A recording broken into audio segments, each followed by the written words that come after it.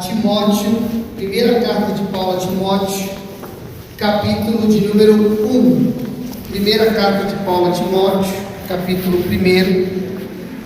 Quero meditar com os irmãos. Eu vou pedir que nós vamos fazer essa leitura, mas eu vou pedir que você permaneça com a sua Bíblia aberta, porque nós vamos olhar alguns versículos entre as duas cartas de Paulo a Timóteo. Então, primeira carta de Paulo a Timóteo, capítulo 1. O verso 18. Primeira carta de Paulo a Timóteo, capítulo 1, verso de número 18. Nós vamos ler o 18 e o 19, amém? Que diz assim: e esta é a admoestação que faço a você, meu filho Timóteo, segundo as profecias que anteriormente foram feitas a seu respeito, que firmado nelas você combata o bom combate, mantendo a fé e a boa consciência, porque alguns, tendo rejeitado a boa consciência, vieram a naufragar na fé. Amém, irmãos? Podemos orar mais uma vez em nome de Jesus? Pai amado, Pai santo, Pai querido, nós oramos a Ti, rogamos a Tua graça, pedimos que o Senhor traga luz ao nosso entendimento, que o Senhor produza em nós a Tua vontade, que nós, Pai, possamos sair daqui fortalecidos para viver segundo a Sua palavra, em o nome do Senhor Jesus Cristo. Amém. Graças a Deus. Pode tomar o teu assento, em nome de Jesus? Irmãos, para eu conseguir explicar o texto aqui que nós lemos, eu vou precisar dar um pano de fundo para os irmãos, para que os irmãos compreendam o que Paulo está escrevendo a Timóteo. Nós precisamos olhar duas coisas. Nós precisamos olhar quem é Timóteo e nós precisamos entender qual é o desafio do Timóteo. O Timóteo, irmãos, ele é um jovem pastor. Ele é um menino, um homem, um jovem que está pastoreando uma igreja, uma cidade chamada Éfeso.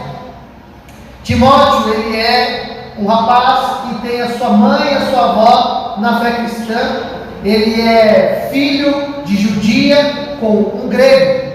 E ele vai conhecer o apóstolo Paulo na sua primeira viagem missionária. Quando o apóstolo Paulo está na sua primeira viagem missionária, juntamente com Barnabé, ele então conhece o apóstolo Paulo. Alguns chegam a acreditar, irmãos, que embora a mãe e a avó do Timóteo fossem cristãs, fossem judias cristãs, Timóteo não havia ainda se convertido ao cristianismo. Mas com a ida de Paulo então havendo pregado na região onde ele estava, ele havia se convertido ao Senhor nosso Deus. Por isso Paulo muitas vezes vai tratar como um filho na fé, como um filho amado.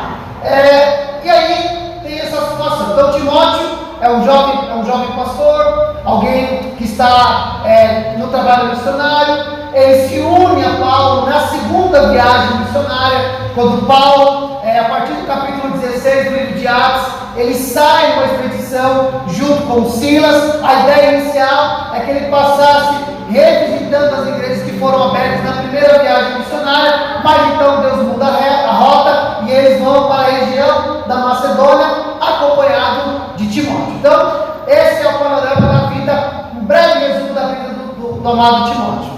Agora, irmãos, Timóteo, ele é um pastor na igreja de Éfeso. Paulo havia colocado Timóteo na cidade de Éfeso para pastorear aquela igreja. Então nós precisamos olhar para a região de Éfeso, porque quando nós lemos Atos dos Apóstolos, a partir do verso 16, nós vamos perceber que quando Paulo chega em Éfeso, e ele fica por 3 anos, e um pouco mais de 3 anos, nós vamos perceber que Deus promove um grande mover na cidade de Éfeso.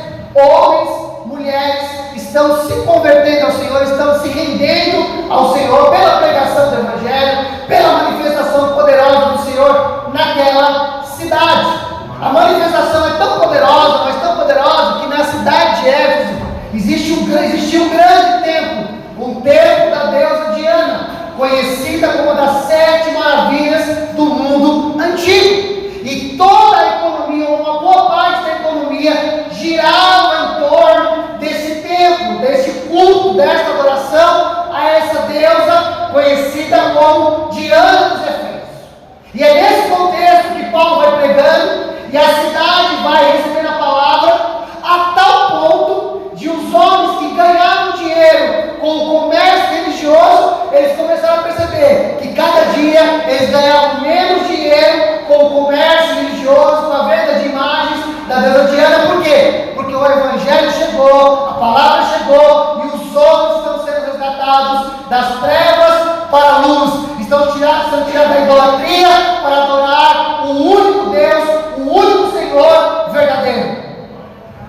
Se os irmãos olharem também, os irmãos vão lembrar que quando Paulo vai descendo para Jerusalém, e há uma profecia que ele vai ser pego em Jerusalém, ele vai ser ali aprisionado em Jerusalém, Paulo se reúne com os pastores de Éfeso na beira da praia e dá uma série de orientações. Então, irmãos, nós estamos falando de uma igreja que nasce debaixo de um grande poder, onde se levantaram homens cheios do Espírito Santo de Deus. A carta do apóstolo Paulo aos Efésios, junto com a carta de Colossenses, é conhecida como a carta mais espiritual do apóstolo Paulo. Se nós fôssemos aqui gastar um tempo para analisar o primeiro capítulo da carta de Paulo aos Efésios, com certeza, irmão, sem dúvida alguma, nós gastaríamos aqui alguns finais de semana para poder explicar e falar daquilo que Paulo está dizendo aos Efésios acerca de quem é a igreja em Cristo Jesus, nosso Senhor. Então é esse ambiente, é esse lugar. Quando nós vamos assumir uma responsabilidade, isso vai funcionar no ramo do trabalho, isso vai funcionar no ramo da igreja, no ramo da liderança. Quando nós assumimos uma posição que as coisas não vão bem, que não está sendo bem feito, não está sendo bem executada, quando você chega lá e faz alguma coisinha, aí já fica claro que melhorou. E quando você pega um lugar que está indo bem, uma posição que está deslanchando, uma igreja, um ministério, um grupo de irmãos, um departamento, uma posição na empresa, que está indo tudo bem, é mais difícil, é mais desafiador. Então, unido a isso, o Timóteo está em Éfeso, e pelo que a gente vai lendo nas cartas, ele vai sofrendo algumas dificuldades de relacionamento. Alguns homens começam a discutir com Paulo, com Timóteo, algumas coisas, e Paulo vai dizer: olha, são discussões intermináveis, que não vai dar em lugar nenhum, é só promoção de auto-sabedoria, não vai dar em nada, isso aí não funciona. Por outro lado, me parece também que Timóteo tem uma certa dificuldade com algumas irmãs, por ter o templo da deusa Diana na cidade, irmãos. Era comum esse templo ter sacerdotisas, mulheres promovendo o culto, tomando a frente, e me parece que Timóteo também está tendo essa dificuldade, que de uma forma desorganizada, não bíblica, não instrutiva, algumas mulheres estão tomando a frente e estão ali bagunçando a ordem do culto, a ordem do ensino. Então, uma orientação de Paulo também com relação a isso. Então, irmão, o Timóteo, ele é um jovem que está desanimado.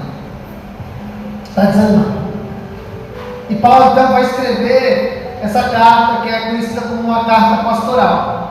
Ele vai procurar animar o coração do jovem pastor, do jovem Timóteo. Agora, irmãos, agora que a gente já deu o pano de fundo para os irmãos, eu queria olhar para o texto novamente. O que Paulo faz para animar o coração de Timóteo, para trazer um ânimo para o coração de Timóteo? Ele vai estimular Timóteo a olhar para trás, a olhar para a história. Qual história? A história da vida dele.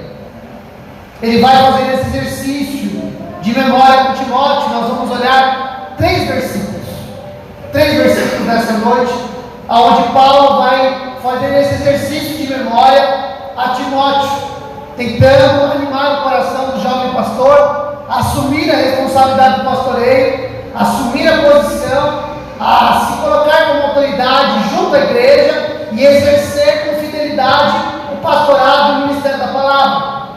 Agora, olhe comigo o verso de 18, novamente, que nós lemos, que vai dizer assim, segundo as profecias que anteriormente foram feitas a seu respeito, que firmado nelas, você combata o bom combate.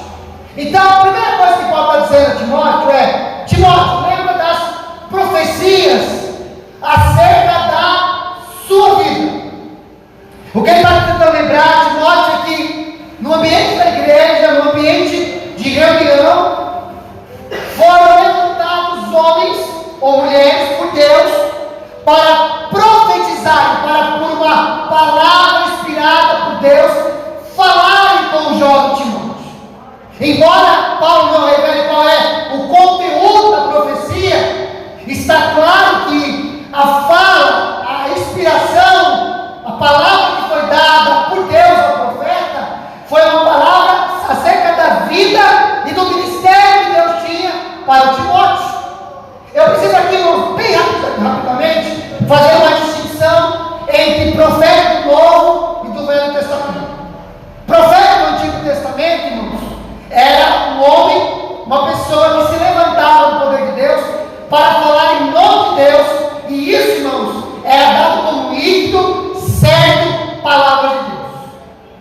Profeta do Novo Testamento, existe uma diferenciação. O profeta do Antigo Testamento é a palavra de Deus, e a palavra de Deus é imutável, é inerrante e é suficiente, incontestável. Profeta do Novo Testamento, a profecia deve ser julgada. A profecia deve ser julgada. Os irmãos podem olhar isso depois em casa. Primeira carta de Paulo aos Coríntios. Os irmãos podem ler o capítulo 12, 13 e 14. A igreja não julga a profecia, não o profeta. Nós não temos que falar mal de profeta. Aliás, nós não temos que falar mal de ninguém. Mas a profecia, ela precisa estar segundo a palavra de Deus. Então, se alguém se levantar dizendo que está se levantando por inspiração de Deus, chegar para alguma irmã que está casada e falar: olha, Deus manda te dizer, abandona esse casamento, porque Deus tem um casamento melhor para você. O que a igreja tem que fazer? Ela tem que olhar para a palavra, e alguém no meio da igreja tem que levantar e falar: isso está errado. Por quê? Porque em Malaquias a Bíblia vai dizer que o Senhor odeia o divórcio. Então o que ele tem que fazer? Rejeitar essa profecia. Mas se o homem e a mulher de Deus se levanta para profetizar, e a palavra valida a profecia, nós a recebemos como verdade de Deus. Está claro, irmãos? Fechados os parênteses, vamos seguir o texto. Então está claro aqui, irmãos, que houve uma palavra inspirada por Deus acerca da vida de Timóteo. E Paulo está estimulando Timóteo a lembrar dessas palavras. E ele vai dizer: firmado nessas palavras, naquilo que Deus levantou uma pessoa para falar com você, Timóteo, é por causa dessa profecia que você precisa se firmar e combater o bom combate. Agora, irmãos, olhem comigo o capítulo 4 do primeiro livro ainda. E eu queria que os irmãos olhassem comigo o verso de número 14. Primeira carta de Paulo a Timóteo, capítulo 4, verso 14. Eu gosto desse texto. Esse texto aqui, ele é riquíssimo para a gente estudar acerca dos dons. Olha o que Paulo vai dizer: não seja negligente para com o dom que você recebeu, o qual lhe foi dado mediante profecia, com imposição das mãos do presbitério. Então, irmãos, vamos lá. 3 coisas que nós vamos olhar aqui nesse versículo: dom, imposição de mão, profecia e imposição de mãos. Porque aqui, irmãos, nós temos um cenário de uma igreja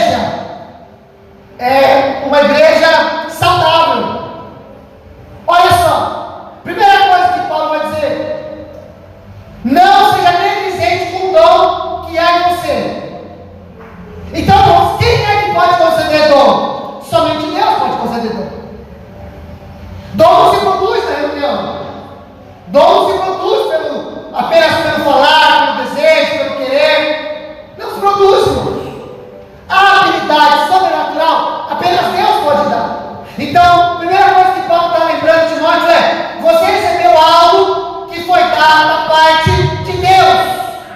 Deus te concedeu. Deus depositou na sua vida. Deus encontrou você e Deus derramou com você uma graça, um carisma, uma bênção, uma dádiva, um poder, uma condição para fazer a obra do Senhor. Então, não seja negligente com relação a este dom. E aí Paulo vai fazer uma lembrança histórica. Como que isso aconteceu? Ele vai dizer: você recebeu pela palavra de profecia. O que está dizendo, Timóteo? Lembra que alguém teve que ser muito corajoso para se levantar e falar em nome do Senhor acerca da sua vida. Você não pode se diminuir, porque alguém foi corajoso o suficiente para ser um instrumento de Deus para falar com a sua vida. Deus usou alguém, Timóteo. O que você recebeu foi algo público, foi aos olhos de muitas pessoas. O que você recebeu não está em secreto, foi dado pela palavra de profecia. E ele vai dizer que foi feito através da imposição de mãos do presbitério. Essa passagem aqui, irmãos, me lembra muito quando Paulo e Barnabé estavam em Antioquia. A Bíblia vai dizer que havia naquela igreja muitos mestres, homens que conheciam profundamente a palavra de Deus. E eles servindo ao Senhor em jejum e oração, Deus fala com a igreja dizendo: separai para mim Barnabé e Paulo para a obra que eu vos tenho preparado. Agora, irmãos, aí vai fazer um exercício aqui de imaginação. Quando a Bíblia diz que o Espírito Santo falou à igreja, nós temos dois pensamentos. Ou a gente acredita que estava todo mundo orando, e de repente acabou aquela oração, alguém se levantou e falou: olha, percebi no meu espírito que Deus quer enviar os irmãos Barnabé e Paulo para uma obra fora de Antioquia. E alguém dissesse: não, eu também estava orando e sentia a mesma coisa.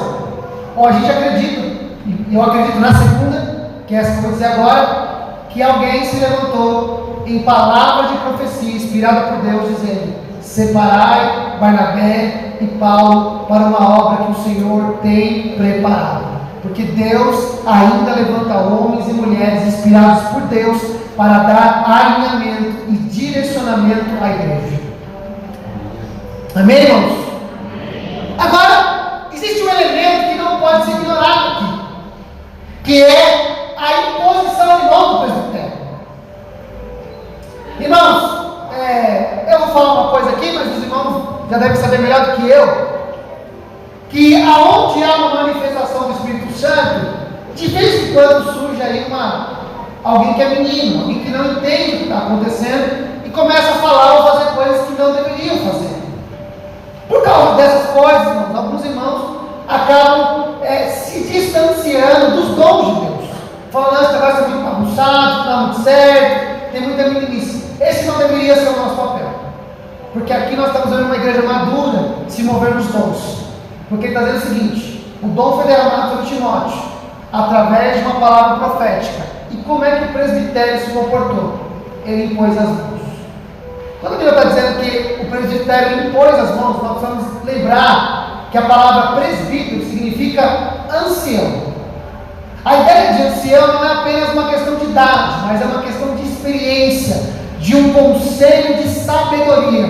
Sabe o que está acontecendo aqui? É alguém se levantando com palavra profética e por detrás existem homens e mulheres maduros do Senhor dizendo: isso é verdade, isso está bíblico, isso nós podemos caminhar, e dar direcionamento ao que o dom está operando naquele lugar. Nós precisamos, irmãos, de homens e mulheres maduros, não que cessem o poder de Deus, mas que dê direcionamento e orientação àquilo que Deus está fazendo. Nós precisamos disso. E Paulo está lembrando desse fato. Timóteo, você recebeu um dom de Deus, que foi dado por palavra profética, e a igreja confirmou através da imposição de mãos do presbitério. Toda vez que a gente está falando de imposição de mãos, irmão, nós estamos falando sobre comunicar alguma coisa. vai falar que imposição de mãos é regra básica da vida cristã. Quando alguém está impondo as mãos, ela está comunicando alguma coisa, seja uma bênção, seja uma cura, seja um dom. É Deus operando através da vida de alguém para comunicar algo que Deus quer fazer e que Deus quer entregar. E aí Paulo está dizendo para Timóteo, lembra disso? Lembra desse dia que você recebeu algo da parte de Deus, que alguém se levantou em profecia, e que a igreja, ao ouvir aquela profecia, ela confirmou, impondo as mãos sobre a sua vida? Lembra disso, Timóteo? Agora, olhe comigo na segunda carta de Paulo a Timóteo, no capítulo 1, no verso 6. Eu já estou caminhando para o final. E vocês sabem que quando eu falo isso não é verdade, né?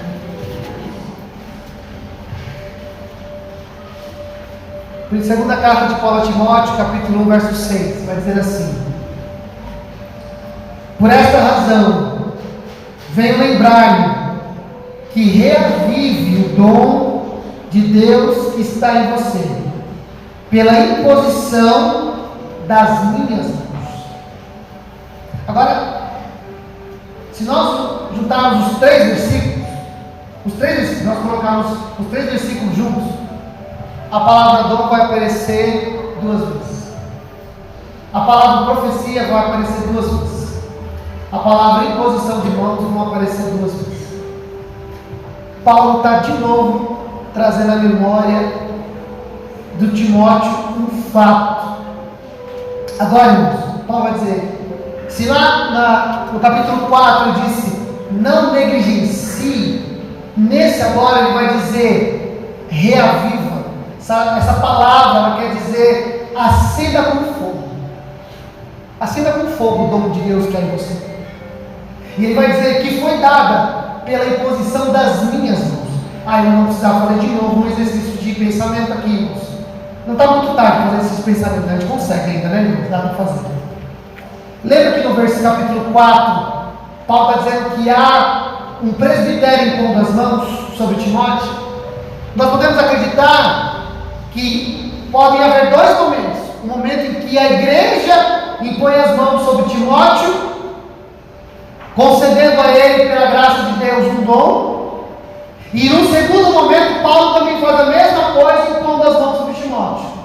Ou nós podemos acreditar que enquanto o presbitério colocava as mãos sobre Timóteo, Paulo também estava com a mão apostólica dele sobre a vida do Timóteo. E Paulo está dizendo, eu estava lá.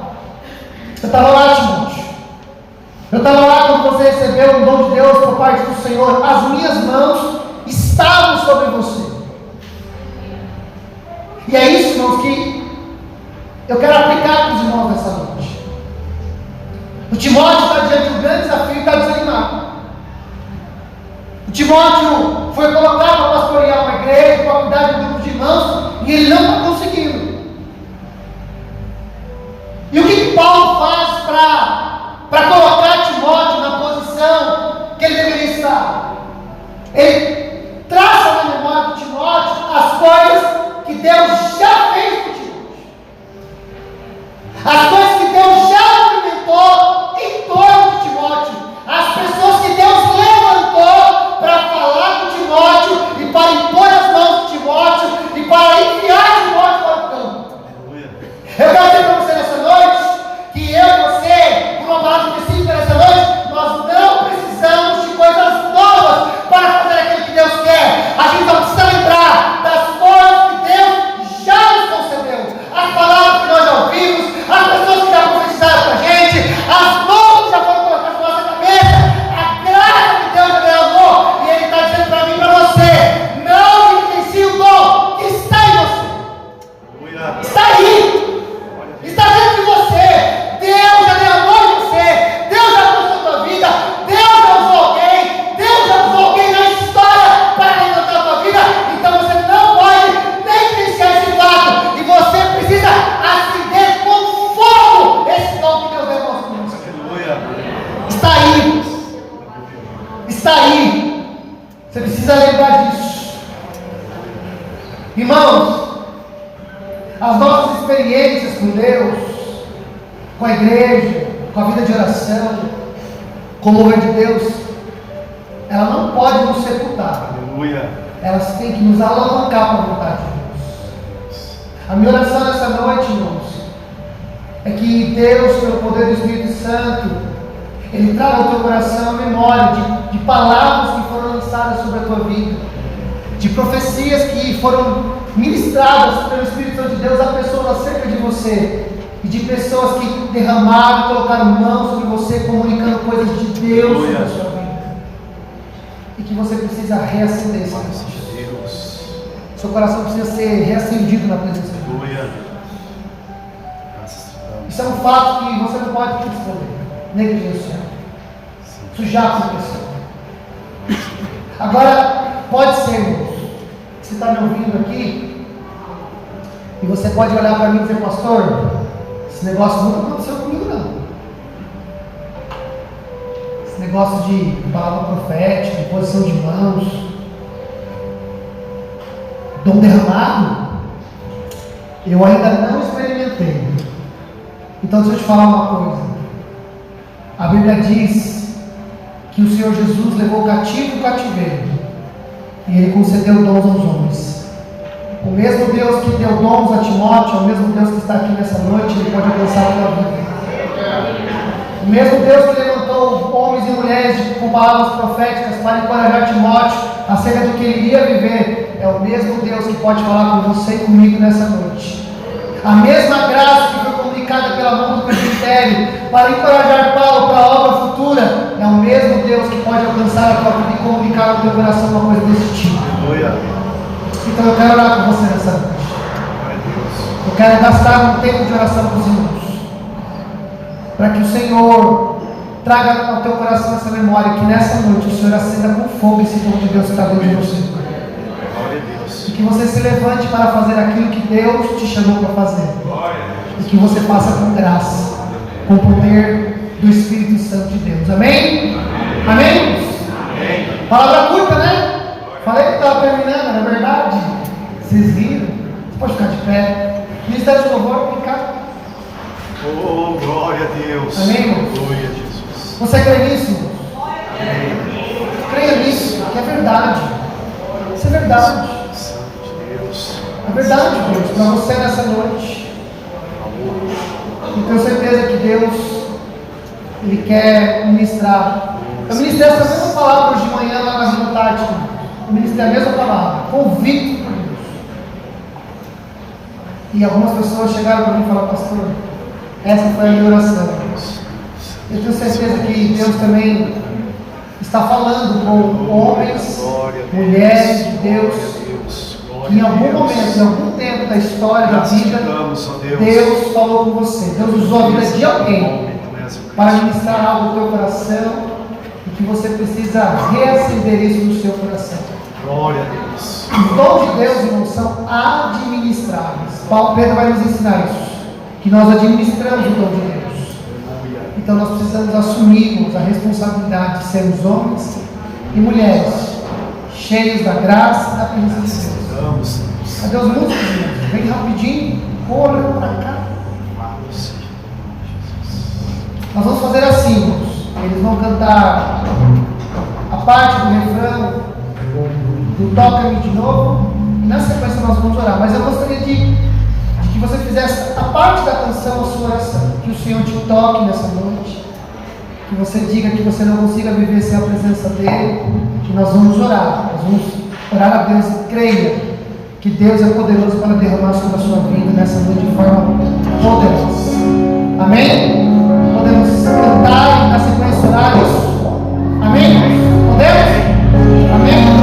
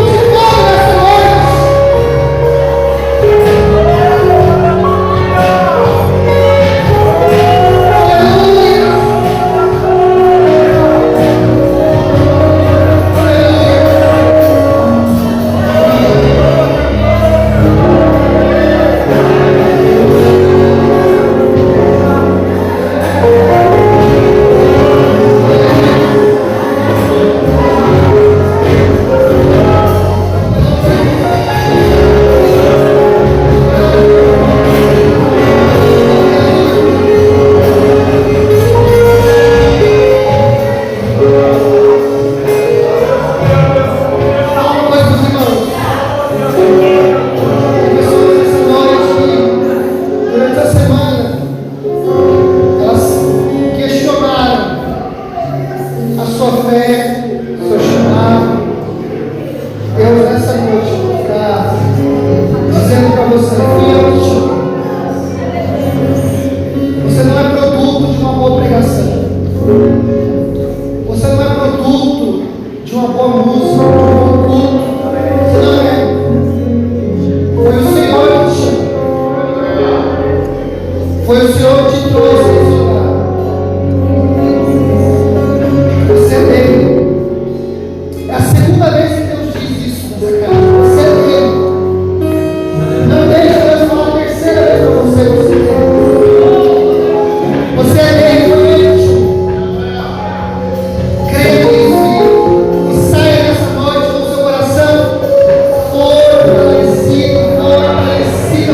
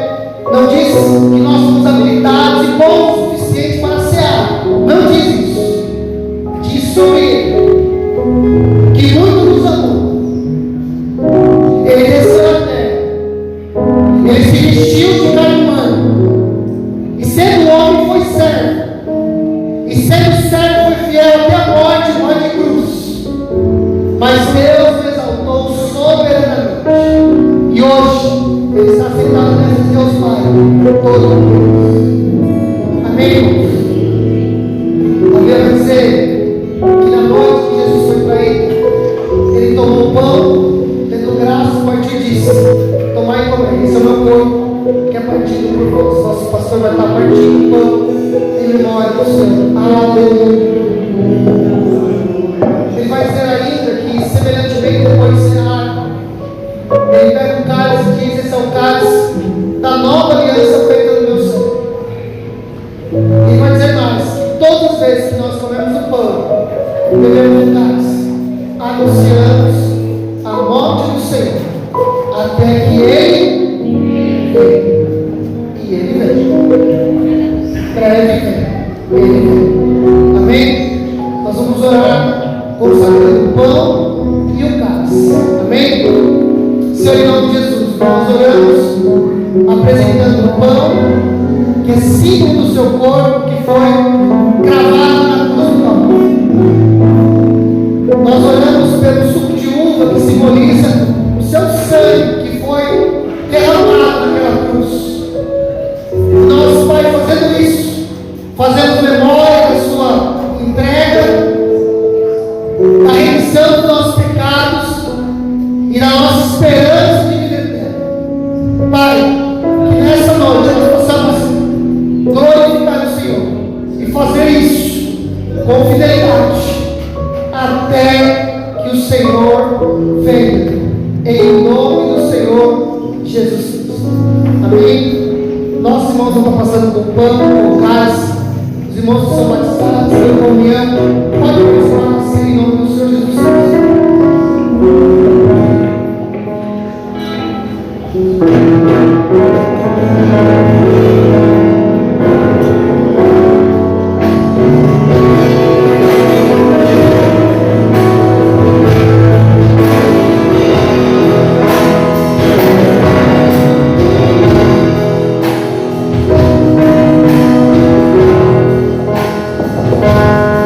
Cristo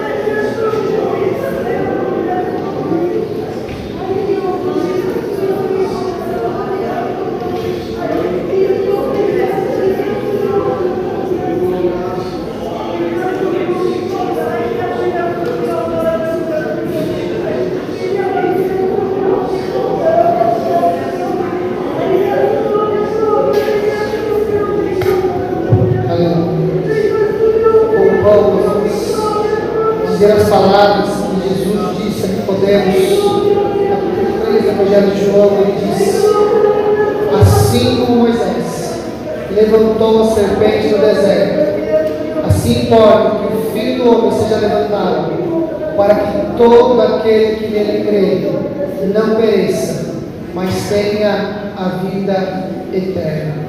Pode participar do pão essa noite em nome de Jesus.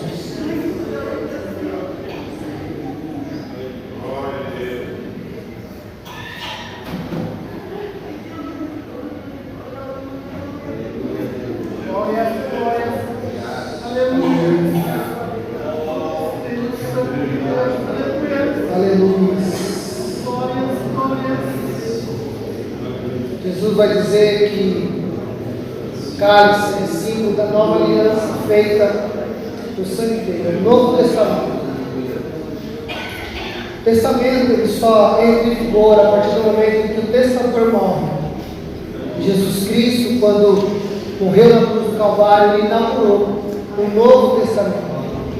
E é por isso, irmãos, que Paulo vai dizer aos Efésios que nós, a igreja, somos abençoados com toda sorte de bênção nas regiões celestiais em Cristo Jesus. E nós vamos dizer as palavras que João Batista disse quando viu Jesus descer ao Jordão. Ele olhou para Jesus e disse: eis o Cordeiro de Deus que tira o pecado do mundo. Pode participar do cálice em nome de Jesus.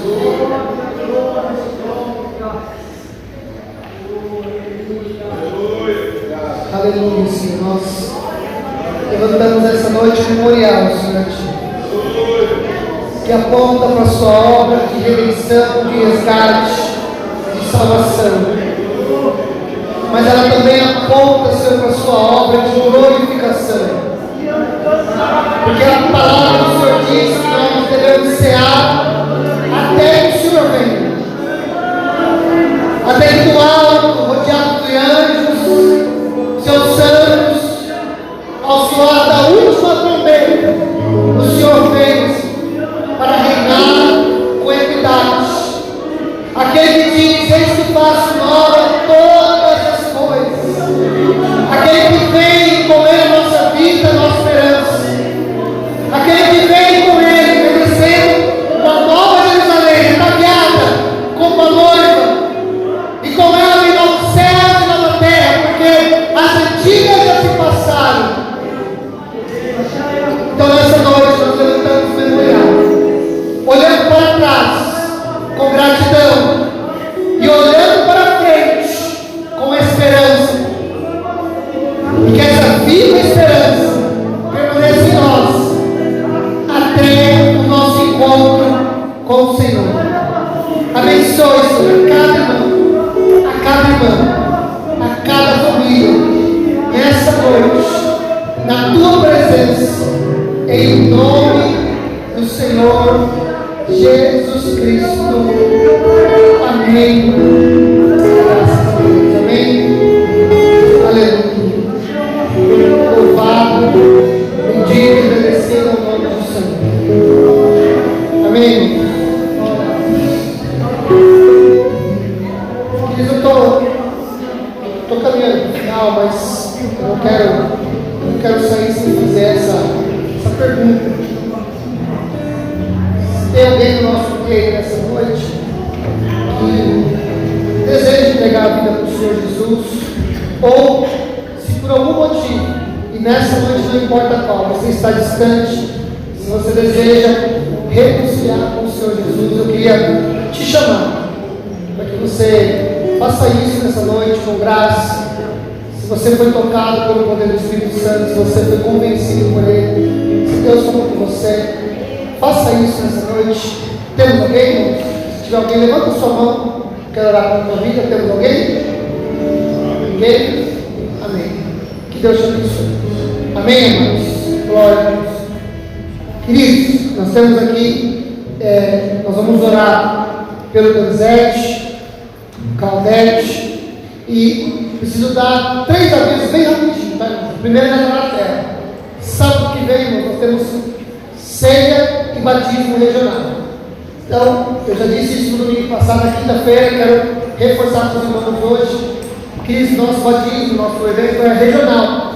É o momento que nós nos reunimos como eu e região para adorar ao Senhor, para celebrar. Então eu gostaria que os irmãos viessem, participassem. É um momento que nós temos de nos reunir como campo. E é uma bênção onde nós pertencemos a um campo de trabalho. Vamos receber pastores, amigos, irmãos que estão trabalhando ali em outras frentes. E vamos também batizar irmãos de outras igrejas que o Senhor tem um tempo para a gente abençoado. Então, no próximo sábado, esteja aqui para nós celebrarmos ao Senhor. Amém, irmãos? Amém? Então, tá bom. Então, sábado agora nós temos batismo. Eu quero lembrar os irmãos que fizeram a inscrição para o jantar para o nosso encontro de casais no dia 2 de setembro, que a última data do pagamento, irmãos, é agora dia 15 de agosto, tá? Terça-feira. Então, não esqueça de fazer o depósito, fazer o pagamento, garanta. A gente está pedindo essa data porque é o tempo que nós vamos ter de correr com as coisas, comprar os brindes, os enfeites, a decoração, alugar o que a gente precisa alugar. E o mais importante, né, irmãos? O mais importante, pagar o palestrante. Brincadeira, o jantar. Tá bom? A gente vai ter um tempo precioso de jantar. Então, nós precisamos dar tempo para a gente se organizar. Tá bom? Então, os irmãos façam isso até o dia 15. Amém, irmãos? Amém. Tá bom? Terminando o culto aqui, irmãos, tem uma cantina abençoada ali fora. Os irmãos, a nossa Febrac está vendendo uma coxinha com um copo de refrigerante a R$5. Amém? Então, ó, se eu sou você, eu falo para o marido, ó, não tem janta. Passa lá e pega uma coxinha. Obrigado. Então, ó, já tá ali. Estou deixando a bola quicando para você, irmão. Aproveita, essa é a hora. Tá bom? Então, essa é a hora que você fala, não tem janta, hein? Só quero lembrar. Aí você passa ali, entendeu? Abençoado.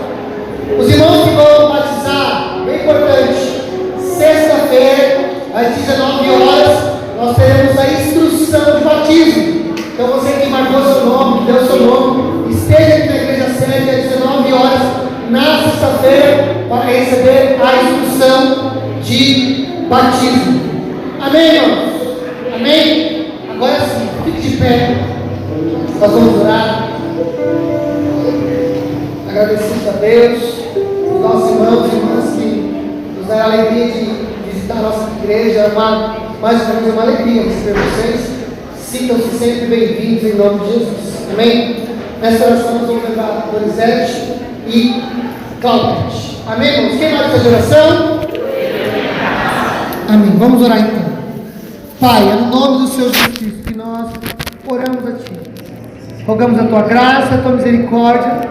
Apresentamos de forma específica Donizete, Claudete diante do Senhor, rogando a Tua graça e pedindo, Senhor, que o Senhor os alcance em poder e em misericórdia. Pai, nós nada podemos, mas o Senhor tudo pode. Por isso, Senhor, alcance nosso irmão com a Tua graça, bem como alcance o lar, a casa, a família dos nossos irmãos. Dê a cada um deles a graça da Sua presença e o poder da Sua companhia. Pai, em nome de Jesus Cristo, nós oramos a Ti, colocamos esse tempo de noite nas Tuas mãos, colocamos a nossa semana diante do Senhor, e que a Sua graça, bendita a graça do Senhor, seja sobre cada um de nós. Assim, Pai, nós oramos, Te pedimos e desde já Te agradecemos. Em nome de Jesus. E que o grande amor de Deus, que a graça do nosso Senhor e Salvador Jesus Cristo e as doces consolações do Espírito Santo sejam com todos, desde agora e para todos sempre. Vamos dizer todos juntos? Amém! E vamos nos dizendo a paz do Senhor Jesus.